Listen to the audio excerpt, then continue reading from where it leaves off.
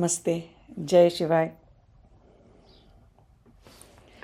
आशा है आप लोगों को इन वीडियोस के माध्यम से अच्छे से समझ में आ रहा होगा कि हम क्या कर रहे हैं, क्या नहीं करना चाहिए, क्या करना चाहिए, कैसे करना चाहिए, और जीवन का ज्ञान, जीवन जीने का ज्ञान थोड़ा बहुत आप अपने जीवन में सुधार ला पा रहे होंगे उस ज्ञान की वजह से।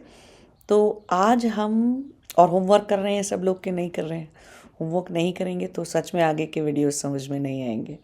तो आज हम कुछ प्रश्न उठाएंगे, ठीक है। आज आज ये सिर्फ प्रश्नों का आंसर देने के लिए मैं ये वाला वीडियो बना रहा हूँ, और देखूंगी सारे प्रश्न नहीं ले पाऊंगे तो अगले वीडियो में और दूसरे प्रश्न उठाएंगे।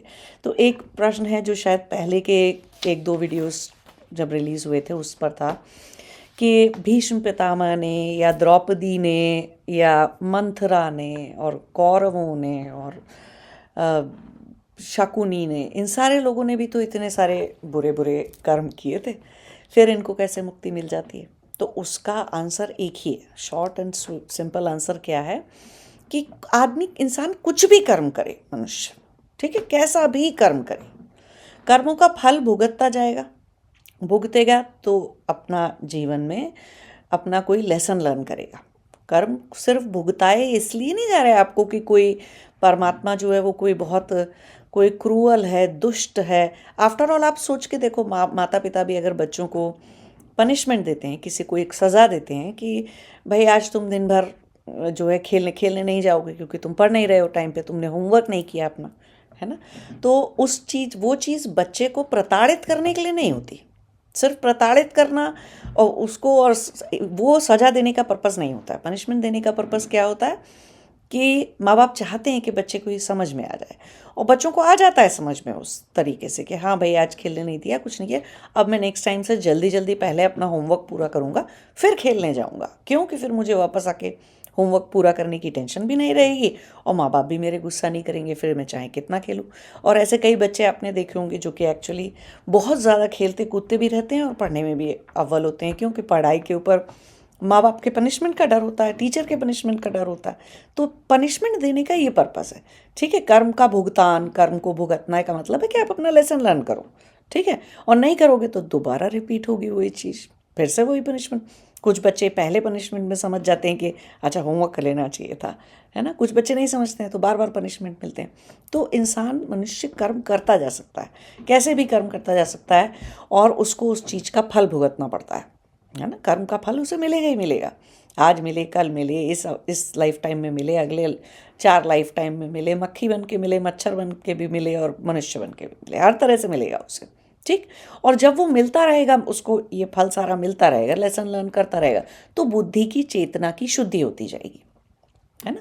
और चेतना और बुद्धि जितनी अच्छी होती जाएगी, शुद्ध हो जाएगी, निर्मल होती जाएगी, उतना ही फिर वो व्यक्ति ज्ञान की तरफ जाएगा, पाप करेगा ही नहीं, है ना। अपनी तपस्या और साधना करेगा, अपराध नहीं करेगा, कुछ ऐसा काम नहीं करेगा। तो फिर क्या होगा, ये सब कुछ होते होते होते होते धीरे धीरे उसको मुक्ति मिल जाएगी।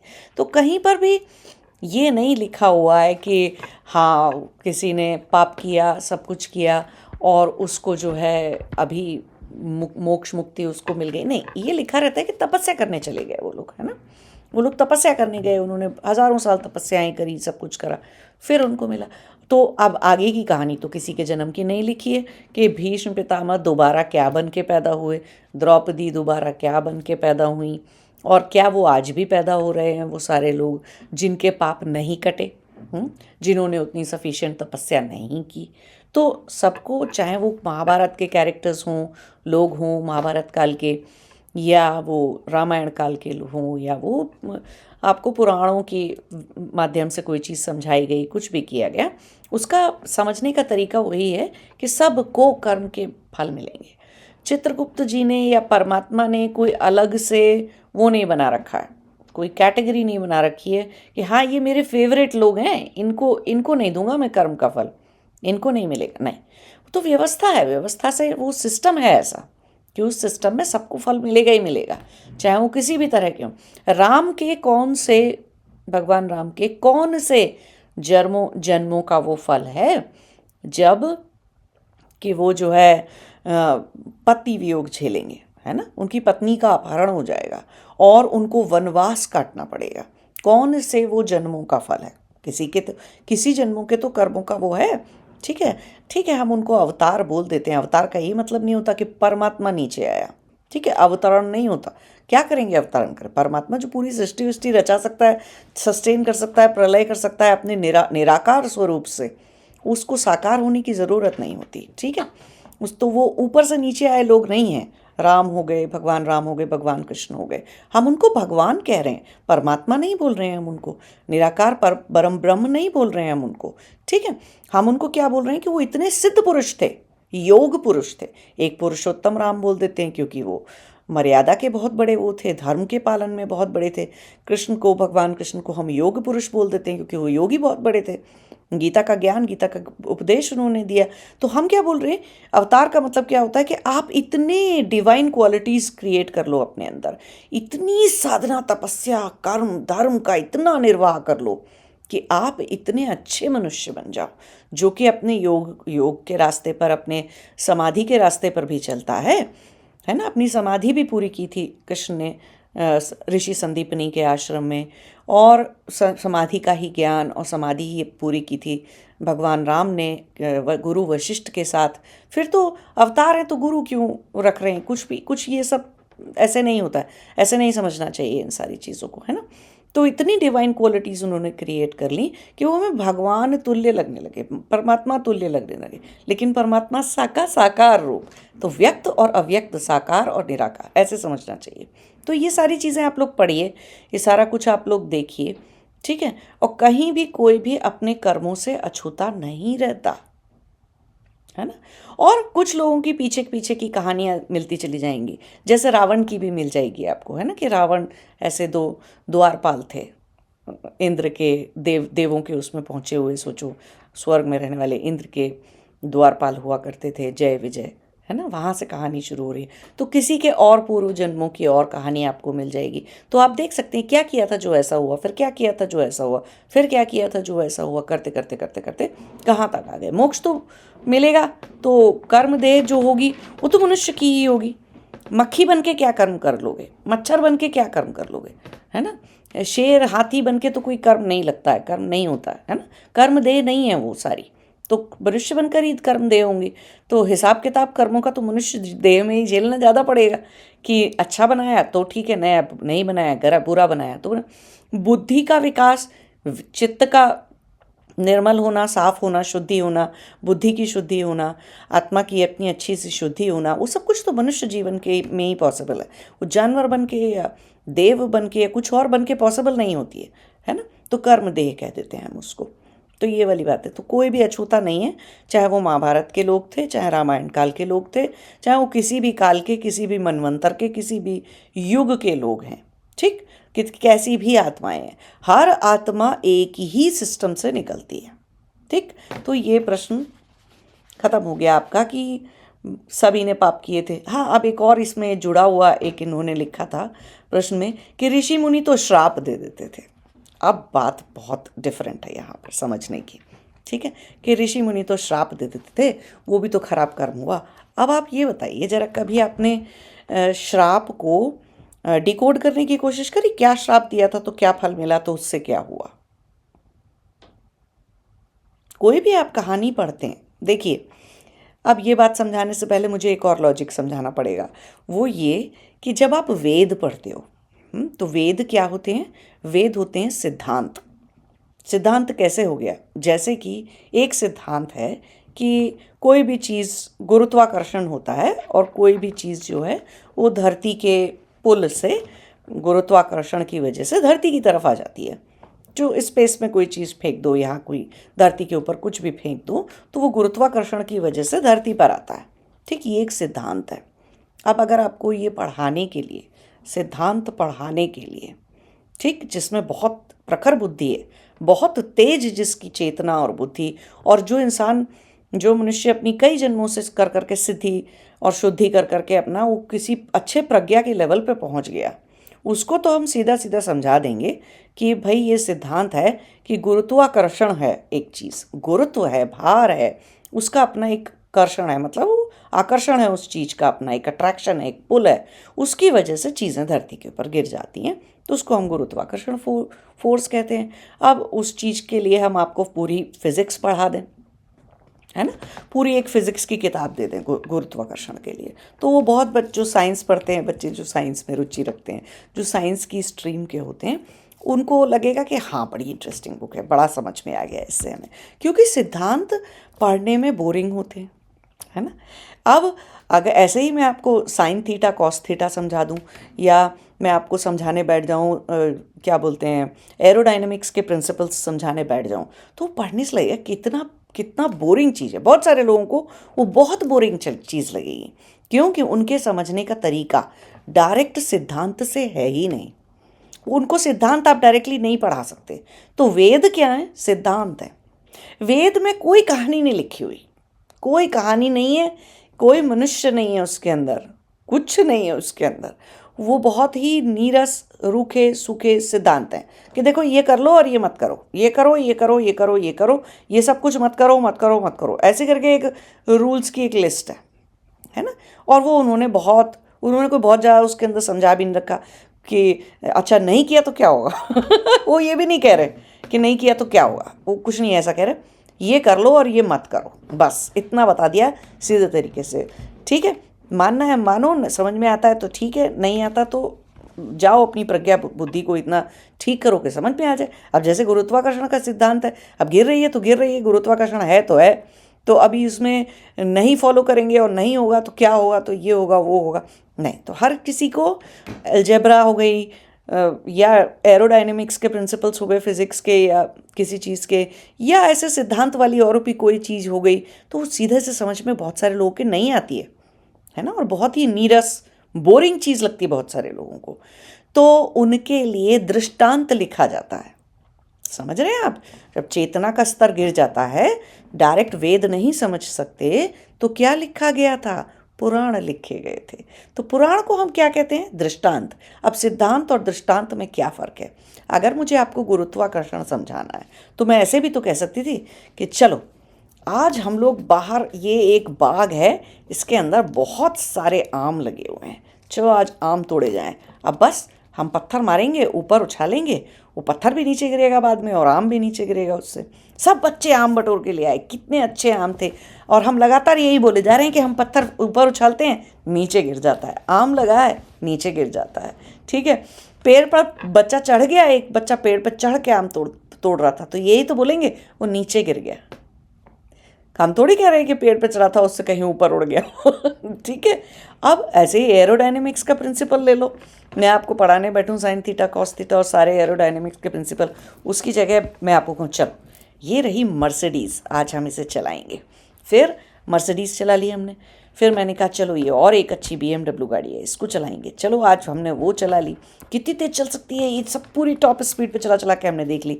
हमने देखा लेकिन फिर भी ना हवा की आवाज़ बहुत तेज़ भैं करके, ऐसे दोनों ही गाड़ियों में ज़्यादा तेज़ चलाने से हवा को काटने की आवाज़ बहुत ज़्यादा है।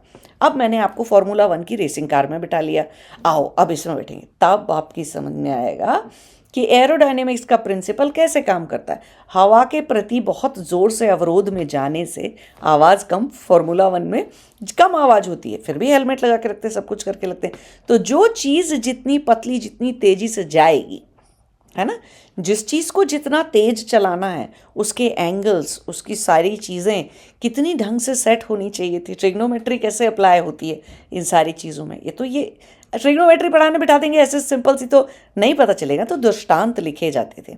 तो पुराण भी ऐसे ही होते हैं। ठीक है, पुराण में लिखा वही है जो वेद की बात है, लेकिन पुराण में कैसे समझाए। अब जब वेद कह रहा, वेदों में ऐसे सिद्धांत दे दिया कि देखो आपके अंदर अच्छे की और बुराई की लड़ाई होती है। ठीक है, अब वो अच्छे की बुराई की लड़ाई जब होती है तो उसमें अगर आपके अंदर अच्छाई जीत जाती है तो आपकी चेतना प्रज्ञावान हो जाते हैं, अमृत निकलता है, आपको वो निकल आता है, आपको प्रज्ञा का वो मिलता है अमृत, और आप जीवन जो है बहुत अच्छे धर्म कर्म के हिसाब से अपना जीवन जी लेते हैं। तो ये वेद में समझा दिया, ये सिद्धांत है वेद का। अभी तो लोगों को समझ में नहीं आ रहा था ये, और उनको हर वक्त याद भी नहीं रह रहा था कि अच्छा क्या बुरा, क्या करना है क्या नहीं करना है ना। तो उनके लिए दृष्टांत कैसे लिख दिया? समुद्र का मंथन होता है, देवताओं और राक्षसों में लड़ाई होती है, उस मंथन से अमृत निकला, राक्षस उसको लेने के लिए भागे, देवता भी उसको लेने के लिए, यही तो कर रहे हैं। तो यही तो हो रहा है मंथन में। वो मेरू पर्वत का मंथन किया गया। तो कौन मेरू पर्वत है? कहाँ है मेरू पर्वत? मेरू पर्वत आपकी रीढ़ की हड्डी है, ठीक है। अब मेरू पर्वत में वो जो रस्सी लपेटी गई थी वो नाग थे, वासुकी नाग थे। तो क्या किसका प्रतीक है वो? काल। काल आपको मथेगा। टाइम मथ रहा है ना आपको। क्या कर रहा है टाइम एंड स्पेस आपके साथ? आपको मथ रहा है। टाइम एंड स्पेस आपको बार बार एक नई बॉडी देता है। आप अपने कर्मों के हिसाब से बॉडी लेते जाते हो, तो सब कुछ काल और टाइम और स्पेस के अंदर ही तो चल रहा है। तो टाइम एंड स्पेस आपको मथ रहा है। तो अब ये हो गया। तो अब इसके बाद ये वाली चीज़ों को समझने के लिए उन्होंने दृष्टांत बना दिया। तो स्टोरी बना दी, इसका नाम ये था, इसका नाम ये था, ये राक्षस थे, ये थे, सब कुछ अंदर घटित हो रहा है। पुराणों में कुछ नहीं लिखा ऐसा जो सिद्धांत रूप से वेदों में नहीं लिखा है। बस वेद पढ़ के उतनी जल्दी शायद किसी को नहीं समझ में आता, कहानी सुन के आ जाता है, इसलिए दृष्टांत लिखे जाते हैं। दृष्टांत को पढ़ने का एक तरीका होता है। दृष्टांत को पढ़ने का तरीका क्या होता है? पहला है शाब्दिक अर्थ, ठीक। शब्द के उसको हम कहते हैं, जो शाब्दिक अर्थ एज इट इज उठा लिया जाता है, उस चीज़ को हम कह देते हैं कि ये अभिधा है, अभिधा करना, ठीक। तीन तरीके होते हैं, 3 स्टेप प्रोसेस होता है पुराणों को डिसाइफर करने का, ठीक है। पुराण को डिसाइफर करने का 3 स्टेप प्रोसेस है। पहला स्टेप है अभिधा। अभिधा का मतलब है शाब्दिक अर्थ। अब जिसकी प्रज्ञा कम है, जिसकी बुद्धि कम है, वो शाब्दिक अर्थ पे चला जाता है। समुद्र का मंथन हुआ था, अब भाई साहब वो समुद्र ढूंढो जिसका मंथन हुआ होगा, है ना। अब लोग इमेजिन करने बैठ जाएंगे कि कोई ब्रह्मांड में इतना बड़ा समुद्र होता होगा, कोई ब्रह्मांड इतना बड़ा होगा। उनकी इमेजिनेशन कहाँ पे चल रही है? शाब्दिक अर्थ पे चल रही है। जैसे कि आप किसी मनुष्य को बोल दो कि तुम गधे हो, तो बोलने वाला अंधा है क्या? नहीं। क्या वो ये कह रहा है कि तुम गधे हो, मतलब कि तुम्हारे 2 गधे जैसे कान हैं, तुम्हारे पास 4 पैर हैं जिसमें खुर लगे हुए हैं, तुम्हारे पास एक पूंछ है और तुम्हारा कलर ग्रे है और तुम ढेंचू ढेंचू करते हो? किसी को ये कहना कि तुम गधे हो, उसका ये मतलब हो जाता है क्या? शाब्दिक अर्थ लेने वाला क्या सोचने लग जाता है? हाँ, इस मनुष्य के 2 कान होंगे, ग्रे कलर का होगा, इसकी आवाज़ ढेंचू ढेंचू जैसी होगी, है, ये बोलता ऐसे होगा, और ये ऐसे घास फूस ऐसे खाता होगा, चारा खाता होगा, और ये बहुत ही बोझाड़ होता होगा, ऐसे सब करता होगा। ये शाब्दिक अर्थ है दोनों ही बातों का। एक मैंने आपको आज के परिप्रेक्ष्य में बता दिया कि तुम गधे हो, ऐसे कोई बोल दे आपको। कई बार माता पिता भी अपने बच्चों को बोल देते थे गधे कहीं के तो कोई भी ऐसे किसी को भी बोल देता है गधे हो तुम। तो और ये मैंने एक दूसरे अर्थ में भी समझा दिया कि समुद्र का मंथन है ना, पुरानी बात पे भी समझा दिया कि देखो समुद्र ढूंढ रहे हैं, वासुकी नाग के बारे में कल्पना किए जा रहे हैं कि कितना बड़ा होगा, क्या होगा, कैसा होगा, और उसके हिस्ट्री ज्योग्राफी में चले गए, फिर उसकी साइंस में चले गए, कहीं भी चले गए, लेकिन दृष्टांत जो कह रहा था उस बात को समझे नहीं। समझदार बच्चा होगा, और अगर पिताजी ने या माँ ने ये बोल दिया कि तुम गधे हो किसी बात के ऊपर, तो वो बच्चा समझ जाएगा कि बुद्धि से समझना कुछ और था और शायद यहाँ पर मुझे कुछ समझ में आ नहीं रहा है, इसलिए मूल में ये लोग मुझे गधा बोल रहे हैं ठीक है ना। कोई बेवकूफ़ी की हरकत करता है तो माता पिता बोल देते हैं उसे गधे हो तुम। तो ये समझदार बच्चा होगा तो समझ जाएगा। समझदार बच्चा ये नहीं सोचेगा कि अच्छा क्या इनको मेरे कान दिख रहे हैं या ये लोग अंधे हैं जिनको मैं गधा जैसा दिखाई दे रहा हूँ, गधा तो ऐसा नहीं दिखता है ना। कितनी बेवकूफ़ी की बात है। तो ऐसे ही पुराण दृष्टांत पढ़ते में अभिधा करना, ठीक है, चीज़ों को एज इट इज़ ले लेना, जैसा कि शब्द है, शाब्दिक अर्थ उसका लेते चले जाना। बात वहीं पे ख़त्म हो जाती है कुछ लोगों के लिए। उस सेकेंड स्टेप पे नहीं आते। क्यों? कि दृष्टांत को डिसाइफर करने का, पुराण को डिसाइफर करने का सेकेंड और थर्ड स्टेप, उसके लिए शब्द शक्ति की ज़रूरत होती है। शब्द हम किसे कह रहे हैं? शब्द ब्रह्म को कह रहे हैं। शब्द हम किसे कह रहे हैं? शब्द ब्रह्म की मतलब आपके आपके अस्तित्व में आकाश तत्व की कितनी शुद्धि हो चुकी है कि आप सच को झूठ से अलग कर लेते हो, कि आप सेकंड स्टेप को प्रोसेस कर सकते हो और फिर थर्ड स्टेप पर भी जा सकते हो, है ना? ऐसा कर सकते हो आप, तो हम कहते हैं कि शब्द ब्रह्म की उनको सिद्धि है। यहीं वो बात आती है, बहुत सारे मंत्रों में आपने सुना होगा, बहुत सारे पंडित लोग, पुजारी लोग या गुरु लोग ऐसे बोलते रहते हैं इस मंत्र पे कीलक लगा हुआ है। ये मंत्र बनाया था, जैसे कि महामृत्युंजय मंत्र के लिए भी बहुत बार बोल देते कीलक लगा हुआ है, कि तुमको जो रियल में वो मंत्र कहे, उसका ये मतलब नहीं था कीलक के कोई कील गाड़ दी, कोई ठोका लगा दिया उसके ऊपर, कोई मंत्र के ऊपर कोई मंत्र लगा के उसे लॉक कर दिया, नहीं, ऐसा नहीं था।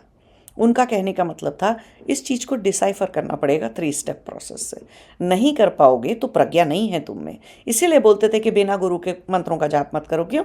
तुम्हें असली मतलब तो समझ में आ नहीं रहा। अब वो खीरे में महामृत्युंजय मंत्र देखो तो खीरे में से बीजे, खीरे के बीजे हैं खीरे जैसा जो पौधा होता है, फल होता है, उसके बीज अपने आप स्फुटित होकर अपना दूर दूर तक चले जाते हैं ना। तो खीरे के पौधे के बीजे के बारे में बात कर रहे हैं महामृत्युंजय में क्या? नहीं तो ऐसे ही समुद्र मंथन में भी ऐसे, तो शाब्दिक अभिधा हो गया।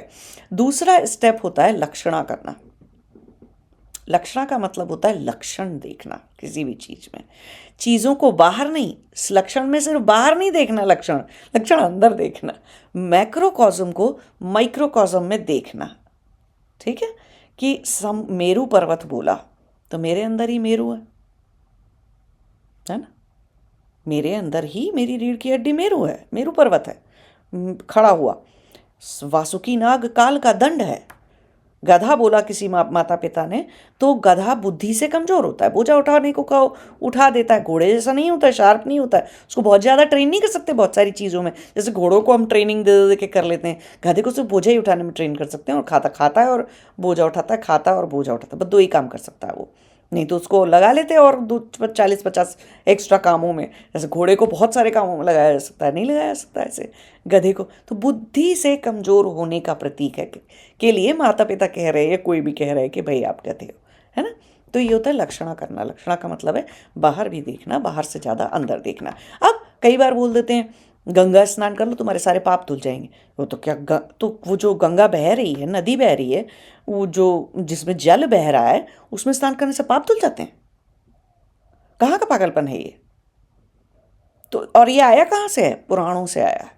पुराण में दृष्टांत से आया है कि उन्होंने गंगा का स्नान किया, ऐसे किया वैसे किया, लेकिन लोग अभिधा करके रुक गए, नीचे अभी नहीं गए, है ना।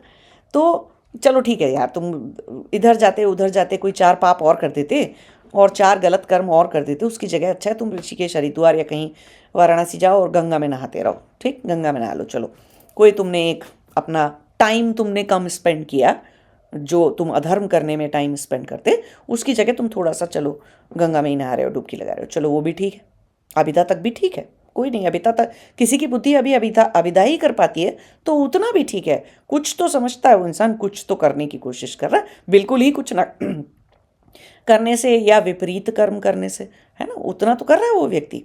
अब उसके अंदर, अब तो दूसरी चीज हो गई लक्षणा करना, अपने अंदर देखना। तो जब हम ज्ञान गंगा की बात कर रहे हैं, गंगा कहाँ है? ज्ञान की गंगा है।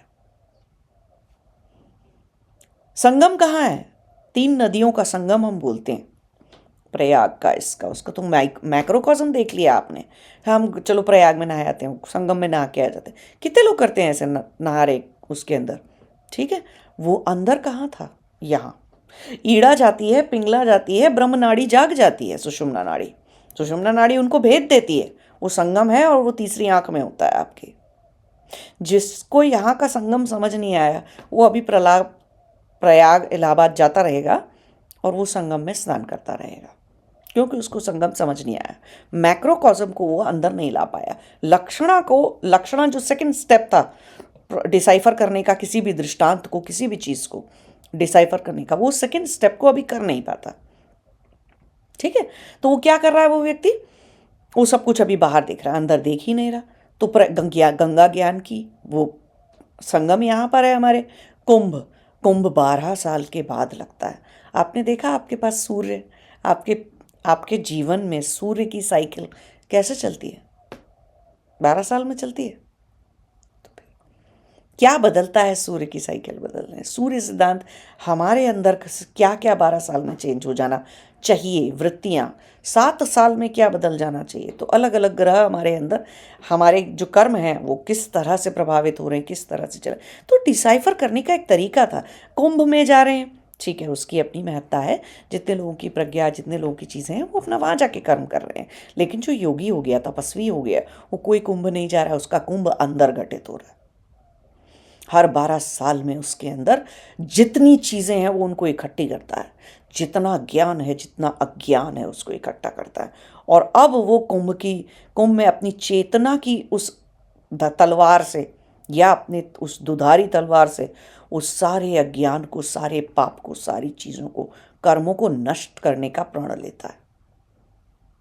तो कुंभ अंदर घटित होता है। हर चीज़ जो बाहर लिखी हुई है, जो बाहर हो रही है, उसकी ज्योग्राफी ढूंढो, उसकी कहानी में उलझ जाओ, और उस सब में तो अभिधा तक रह गए। फिर आप लक्षणा करना नहीं आया अभी आपको, है ना? आपको अंदर देखना नहीं आता है कि गंगा ज्ञान की थी, आपके अंदर बह रही थी। शिव जी ने गंगा को जटाओं में धारण किया था, तो हम भी तो बिंदु चक्र में गंगा बहाते हैं।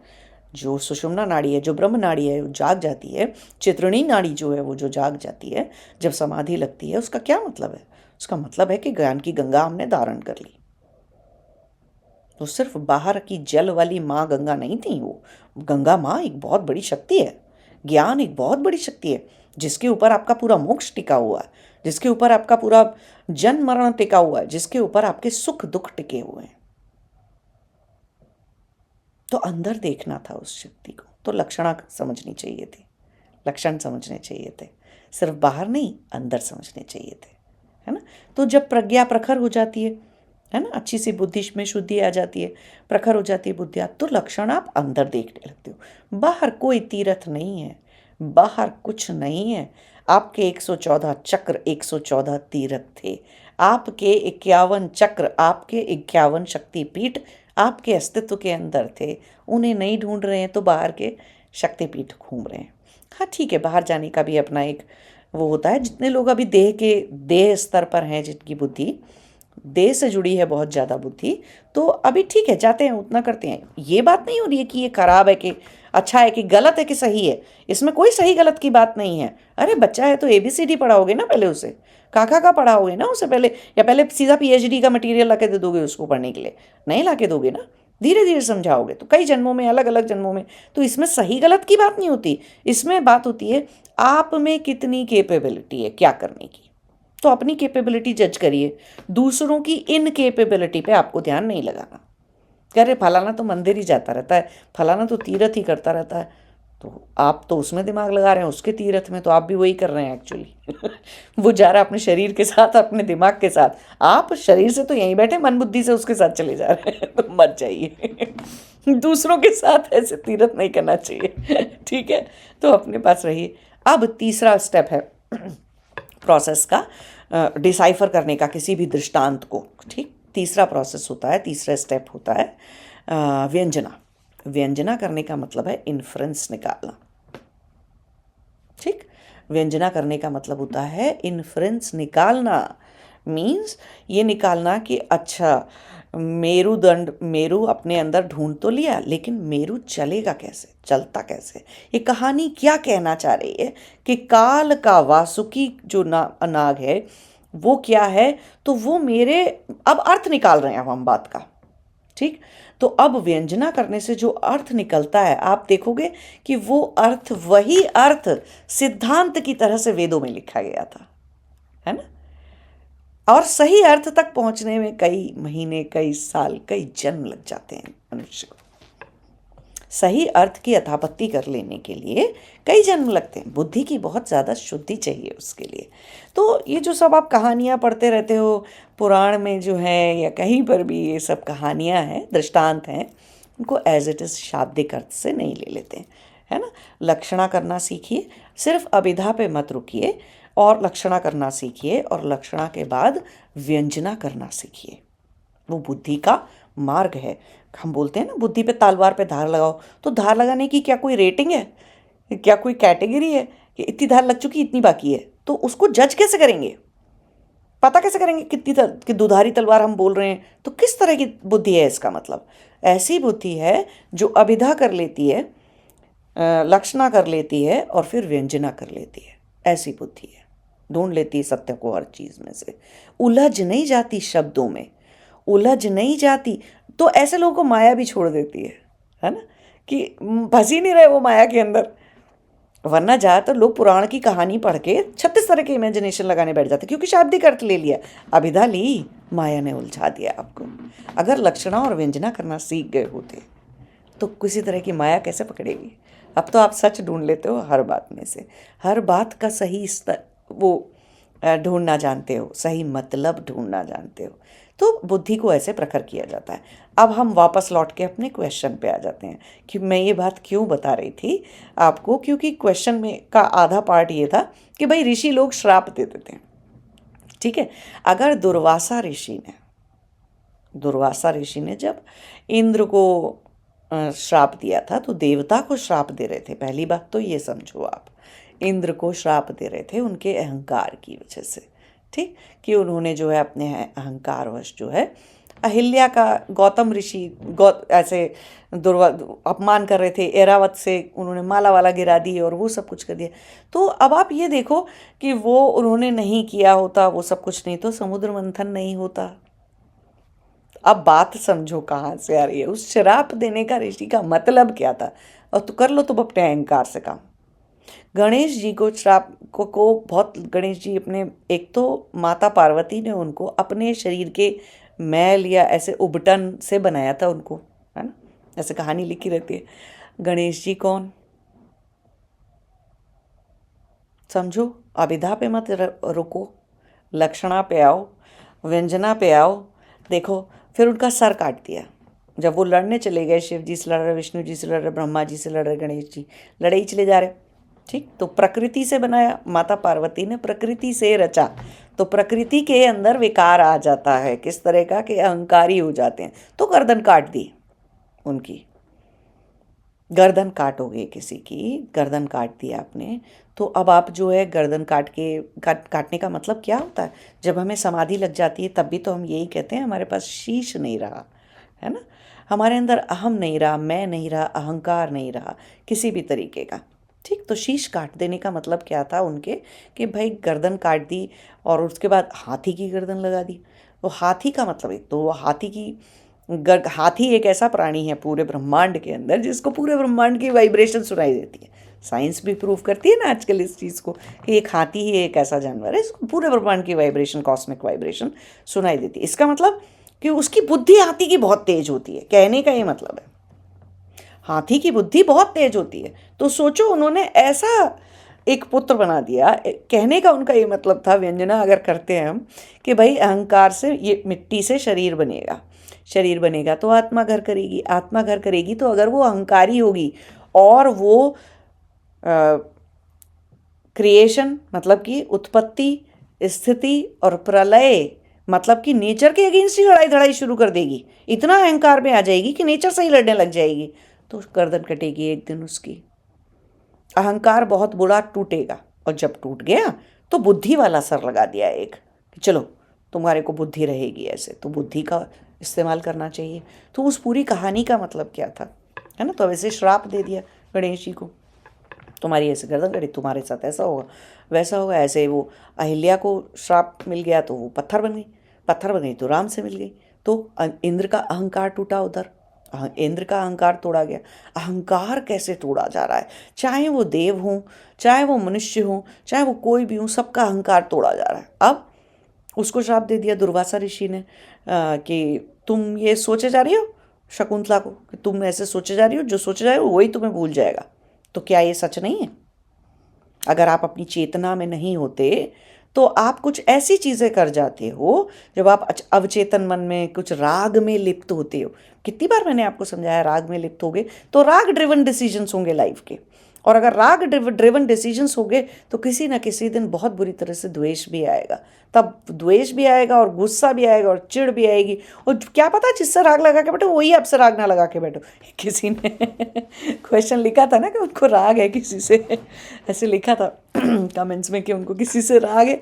तो अभी, और वो जो उनका बचपन का क्रश है, तो अभी देख लो जाके वो अभी राग वो बचपन वाला बचा है या वो आपको दुत्कार देंगी, ठीक है, या भगा देंगी, आपको निगलेक्ट कर देंगी, रिजेक्ट कर देंगी कहीं से, तो झेल पाओगे कि नहीं झेल पाओगे। तो ये सारी जो कहानियाँ हैं ऋषियों के श्राप देने की, आप ये देखोगे व्यंजना करके आप ये पाओगे कि वो लेसन पढ़ा रहे हैं आपको, है ना। किसी भी ऋषि का श्राप, भाई सोचो वो ऋषि कैसे, पहली बात तो आप उन्हें ऋषि कह रहे हैं, फिर हम कह रहे हैं कि उन्होंने श्राप दे दिया। दोनों बातें कॉन्ट्राडिक्टरी हैं। तो इसका मतलब, कहने का मतलब क्या था, उनके व्यंजना क्या हुई यहाँ पर, कि वो कहने जा रहे हैं कि वो ऋषि बुद्धि से बहुत शुद्ध थे, आत्मा से चेतना से शुद्ध बुद्ध मुक्त थे वो ऋषि, तभी तो उन्हें ऋषि कह रहे हैं, ठीक है।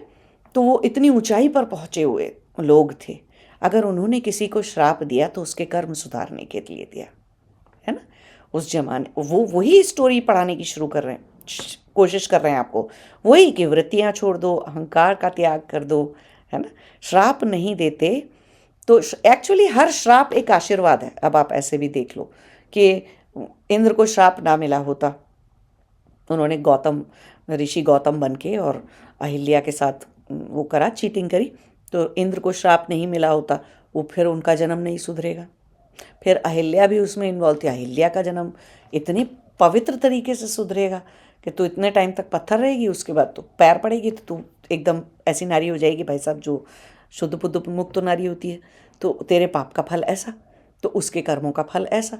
तो वो सिर्फ कार्मिक चीज़ों को ऋषि जो है वो श्राप के रूप में बता दे रहे हैं कि तुमने ऐसा किया ना, आज मैं ही हूँ, या माँ बाप हैं जैसे किसी के, आपके भी माता पिता, तो क्या बोल देते हैं कई बार आपको, मत पढ़ो, बन जाना फिर कोई घास काटने वाला या बर्तन मांजने वाला बन जाना, नहीं तो कोई ऐसा काम करने वाला बन जाना तुम, ठीक है, मत करो पढ़ाई लिखाई, बोलते हैं ना ऐसे।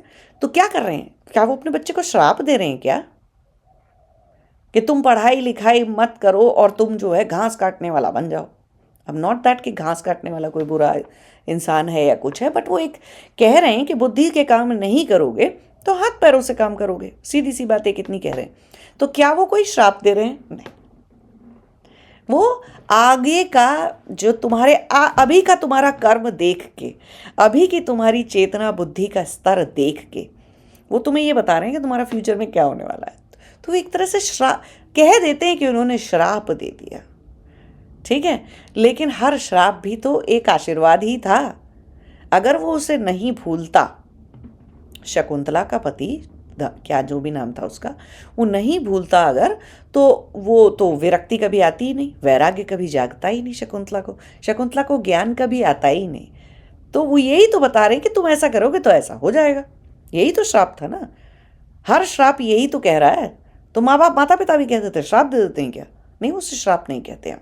बट लेकिन क्योंकि वो एक बहुत ही सेट डेफिनेट वे में ऋषि लोग, क्योंकि वो इतने प्रज्ञावान हो चुके हैं ऋषि कि वो किसी के भी कर्म फ्यूचर फलाना ढिमाका देख लेते हैं, सब देख सकते हैं वो, इसीलिए तो कह देते हैं ऐसा कर रहे हो ये आगे ये चीज़ में रिजल्ट करेगा, और ऐसा करने के लिए तुम्हें अपने कर्म का फल इस तरह से मिले, ये मैं प्रबंध किए दे रहा हूँ भाई तुम्हारे लिए, वो यही तो कह रहे हैं। लेकिन तुम्हारे गलत कर्म का फल भी तुम्हें मिलने के बाद लेसन तो तुम्हारा अच्छा ही था, लेसन तो तुम अच्छा ही सीखोगे। तो एक तरह से कह दो कि वो ऋषि मुनि श्राप नहीं दे रहे थे तुम्हारे लिए, एक वो बना रहे थे, रास्ता बना दे रहे थे कि तुमने आज राग में लिप्त हुआ, अब तुम्हें वो भूल जाएगा तो तुम्हें विरक्ति जागेगी और जो भी कुछ जागेगा तुम्हारे अंदर, ठीक है। तो उन्होंने एक कोर्स, एक पाथ सेट कर दिया उन लोगों का। तो ये श्राप है। तो किसी भी ऋषि मुनि का आप कोई भी श्राप उठा के लाओ, हर श्राप की अगर आपने लक्षणा और व्यंजना कर लिया, अभिधा पे नहीं रुकना है ना। 3 स्टेप प्रोसेस याद रखना है कि सिर्फ शाब्दिक अर्थ पे लिटरली उस चीज़ को ऐसे नहीं ले लेना है, वर्ड्स का मीनिंग ऐसे नहीं समझ लेना है उसको। हाय श्राप दे दिया, श्राप तो तब देते हैं जब किसी का बहुत बुरा करना होता है। ये धारणा ही गलत है, ये बात ही गलत है। कि ऋषि, इतने पहुंचे हुए ऋषि मुनि किसी को श्राप दे रहे हैं, तो वो उसका गलत करने के लिए उसको दे रहे हैं, जिससे कि उसका बुरा ही हो जाए, इसलिए दे रहे हैं। कैसे कोई किसी को श्राप दे सकता? सोच के देखो, जब कर्म का विधान सेट है, तो कार्मिक कोर्स सबका सेट है, तो वो तो सिर्फ बोले ही थे कि तुमने ऐसा कर रहा तो ऐसा हो जाएगा, वो नहीं बोलते। तो आपको पूरी कहानी सुनाने के बाद बोलना पड़ता कि देखो, ये इसको भूल के बैठी थी, जब दुर्वासा ऋषि आए थे तो ये चेतन नहीं थी, तो गुरु का सम्मान नहीं किया, ज्ञान का समय पर सम्मान नहीं किया, ज्ञान को अपने जीवन में सही समय पर इनवाइट नहीं किया बेटा तुमने, इसीलिए आज तुम्हारा वो जो भी लवर था वो भूल गया तुमको, है ना, पति था, जो भी था तुम्हारा, वो भूल गया तुमको। तो कोई तुम्हारा साथी नहीं है, ज्ञान तुम्हारा साथी है। ज्ञान को धक्का मत दो जीवन से। अपनी अचेतना की वजह से, अवचेतना की वजह से, अपने राग में लिप्त रहने की वजह से, द्वेष में रहने की लिप्त वजह से ज्ञान की अवमानना मत करो, ज्ञान की अवहेलना मत करो। तो ये लिखना पड़ता ना उन्हें बाद में, इतना सब कुछ करने के बाद। उसकी जगह उन्होंने ऐसा डाल दिया, अच्छा श्राप बोल देंगे तो ये लोगों को तो याद ही रह जाएगा। तो वो कुछ गलतियां बच्चे उससे नहीं करेंगे, जो अभिधा तक अटके रहते हैं। बच्चे ऐसे हैं, कम, उतनी बुद्धि अभी प्रखर नहीं हुई है, उतनी तेज बुद्धि नहीं हुई है, उन्हें ये याद रह जाएगा, अरे ये ऐसे गलत काम करने से, या ऋषि मुनि कोई आते हैं घर में, या हमको कहीं पे मिलते हैं, या कोई ज्ञान की बात करते हैं, तो हमको बैठे बैठे अपने लवर के बारे में हम सोच रहे हैं, खाने के बारे में सोच रहे हैं, या हमारे को किसी पे गुस्सा आ रहा है, हम उसी के बारे, अरे तुम किसी गुरु के वो सुन रहे हो, डिस्कोर्स सुन रहे हो, लेक्चर सुन रहे हो किसी के, चाहे वीडियो सुन रहे हो, चाहे ऑनलाइन कहीं जाके सुन रहे हो, चाहे किसी के ऐसे पास में जाके किसी गुरु के फिजिकली जाके सुन रहे हो, कुछ पूछ रहे हो उनसे, कुछ सुन रहे हो, उस वक्त राग द्वेष में लिप्त मत रहो। चेतना को बुद्धि पर रखो, जिससे कि ज्ञान जो दिया जा रहा है वो ग्रहण कर पाओ। तो यही तो समझा रहे थे, इतना ही तो समझा रहे थे, यही तो लिखना पड़ता उन्हें। अगर वो, लेकिन उन्होंने कह दिया श्राप दे, तो बहुत सारे लोग ज्ञान का अपमान, गुरुओं का अपमान, ज्ञान की अवहेलना, क्योंकि ज्ञान ही तो बंधन और मुक्ति का कारण है, मुक्ति का वो है, सोर्स है, एक ही तरीका तो है ज्ञान। ज्ञान की शुद्धि कर्मों से भी होती है, भक्ति से भी होती है, शक्ति से भी होती है, क्रिया से भी होती है, तंत्र यंत्र मंत्र जप, जाने कितने तरीकों से ज्ञान की शुद्धि होती है। सब लोग अलग अलग तरीके से कर लेते हैं, जिससे जैसे हो जाए, जिसके जैसे बट पड़े, है ना। तो वो ना करें तो उसके लिए श्राप याद रह जाएगा। घटना को ऐसा बना दो कि याद रह जाएगी, है ना। कुछ घटनाएं आप समाज में भी देख लो, कुछ घटनाएं ऐसी होती हैं कि आपको याद रह जाती हैं, और आप उनसे बचने की वजह से बहुत सारी चीज़ें नहीं करते। वरना तो रोज ही चोरियां होती हैं, रोज ही कुछ, कोई अजीब सी चोरी हो जाए, बहुत ही बड़ी चीज़ है, कोई नूर का हीरा चोरी हो जाए, या आप देखते हो कितने सारे वो अजीब से चोरी चोरी के मनी हाइस्ट के सीरियल और क्या क्या बनते रहते हैं, राइट। तो ऐसे चीज़ें हो जाए तो आप याद रखोगे ना उस चीज़ को। तो ऐसे ही घटनाओं को, दृष्टांतों में ये ध्यान रखा गया बताते वक्त कि किसी चीज़ को इतनी सिवियरिटी से बताओ, इतने झटके से और इस तरह से बताओ कि याद रह जाए। कुछ माँ बाप अपने बच्चे को रोज ही बोलते हैं, तुम गधे हो, तुम गधे हो, तुम गधे हो। बच्चा सुन ही नहीं रहा, इस कान सुन रहा, उस कान से निकाल रहा। एक दिन एक माता पिता एक आध झापड़ के साथ बता दें तो पहली बारी जब उन्होंने अगर झापड़ के साथ दिया होता कि देखो तुम गधे हो, तुम्हारे ये बुद्धि में ये घुस नहीं रहा, झापड़ का असर बहुत जोर से हो गया होता, है ना। अब मैं यहाँ ये नहीं कह रही हूँ कि बच्चों को पीटिए और झापड़ मारिए जहाँ तक वो है ना, पॉलिटिकली करेक्ट तरीके से बच्चे पालिए ठीक है, भारतीय माता पिता। तो कहने का ये मतलब है कि चाहे ऋषियों के श्राप हों, चाहे आप कोई भी दृष्टांत, कहानी, किस्सा कुछ भी पढ़ते हो, महाभारत, वेदों के अलावा कुछ भी आपने पढ़ा तो उसको डिसाइफर करना पड़ेगा, ठीक है। चाहे आप उपनिषद पढ़ो, डिसाइफर करने पड़ते हैं, चाहे आप पुराण पढ़ो, डिसाइफर करने पड़ते हैं। चाहे आप महाभारत रामायण पढ़ो, डिसाइफर करने पड़ते हैं। गीता पढ़ो, डिसाइफर करनी पड़ती है। हर चीज़ जिसमें स्टोरी है, जिसमें मनुष्य की स्टोरी है, मनुष्य जैसे दिखने वाले लोगों की का जो एक हम रूप स्वरूप बना बना के कहानियाँ लिख रखी हैं, उन सब की स्टोरियाँ, उन सब चीज़ों में डिसाइफर करना सीखो। अभिधा, लक्षणा और उसके बाद व्यंजना। तब आप किसी चीज़ का सही अर्थ और सही चीज़ें निकाल पाओगे। अब ये वीडियो ऑलरेडी बहुत लंबा हो गया। हम जो है एक ही क्वेश्चन डिस्कस कर पाए, लेकिन हाँ, अभी अगले कुछ वीडियोस तक इसका मतलब मैं अभी और क्वेश्चंस के ज़रिए बहुत सारी चीज़ें एड्रेस करती रहूँगी और बहुत सारे सिद्धांत बताती रहूँगी बीच बीच में, जिससे कि आप अपने ज्ञान की शुद्धि कर पाएँ। ठीक है, तो अभी होमवर्क करिए, आपकी फेवरेट स्टोरी निकालिए एक, ठीक है, जो आपके दिमाग में बहुत ज़्यादा चलती है। कुछ भी हो सकती है, रामायण की हो सकती है, महाभारत की हो सकती है, और पुराणों की हो सकती है। किसी भी चीज़ से कोई भी स्टोरी उठा लीजिए जो भी आपने पढ़ी और जो आपको सबसे अच्छे से याद है। ज़रा उसको 3 स्टेप प्रोसेस लगाइए उसके ऊपर, और ये 3 स्टेप प्रोसेस लगा के अपने लिए एक पेपर पेन पे लिखिए। पेपर पेन पे लिखने को मैं अक्सर इसलिए बोलती हूँ आपको, बहुत सारी चीज़ें टाइप करने के लिए नहीं बोलती हूँ, क्योंकि पेपर पेन का हाथ से लिखे हुए यहाँ पे जो नर्व्स हैं और वो जो आप लिखोगे, जिस तरीके से लिखोगे, उसका डायरेक्ट संबंध आपकी बुद्धि से है। बुद्धि पे संस्कार, बुद्धि पर चीज़ें लिखने से है वो, ठीक, डायरेक्ट संबंध। इसलिए मैं बार बार बोलती हूँ कि पेपर पेन लेके लिखिए उसको। तो ये 3 स्टेप प्रोसेस, अभिधा, लक्षणा और व्यंजना, इसके हिसाब से आप अपनी स्टोरी जो भी आपको बहुत अच्छी लगती हो और जिसका आपके ऊपर बहुत प्रभाव हो, आपको बहुत याद रहती हो, और जिस चीज़ के ऊपर आपने इमेजिनेशन कर डाली है ढेर सारी, कि कोई किसी को समुद्र मंथन, किसी को विष्णु जी शेषनाग पे लेटे हुए की स्टोरी बड़ी अच्छी लगती है, भूल जाते हैं व्यंजना करना वहाँ पर भी, है ना, एज इट इज़ ले लेते हैं कि उनकी नाभि में से कमल निकलता है, उसके ऊपर गणेश, वो ब्रह्मा जी बैठे रहते हैं, उनके पैरों में सरस्वती, वो लक्ष्मी माता विष्णु जी के पैरों में बैठी हैं।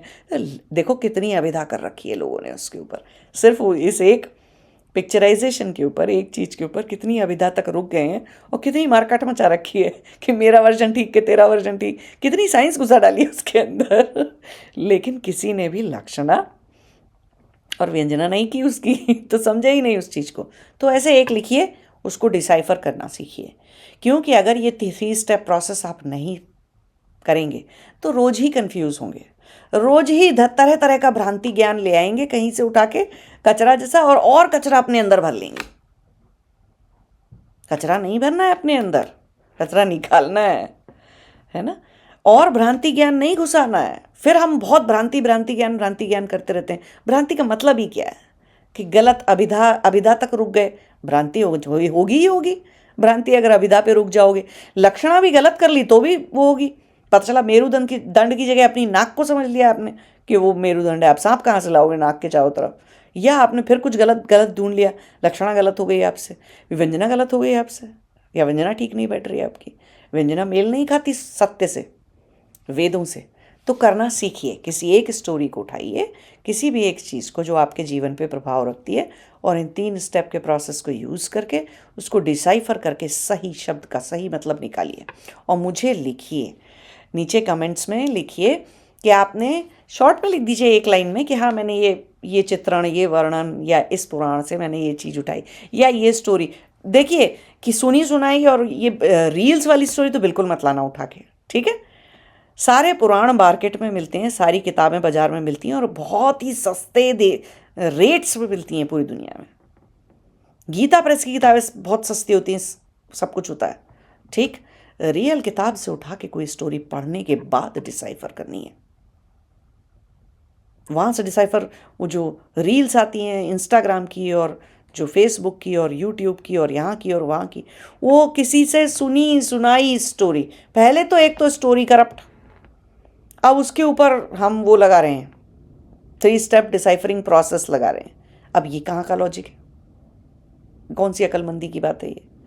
तो रियल में स्टोरी पढ़िए पुराण से डायरेक्टली, रामायण से पढ़ना चाहते हैं कोई स्टोरी, डायरेक्ट वाल्मीकि रामायण से पढ़िए।